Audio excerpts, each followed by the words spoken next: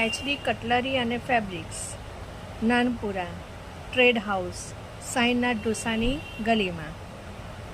આજે હું તમારા માટે લાવેલી છું હેન્ડમેડ જ્વેલરીઝ, જેમાં તમે અવનવી ડિઝાઇનવાળી બંગડીઓ જોઈ શકો છો, જે હાથોથી બનાવેલી છે, જે તમને જુદા જુદા ઓકેશન પર ખાસ કામ લાગે એ પ્રકારની છે.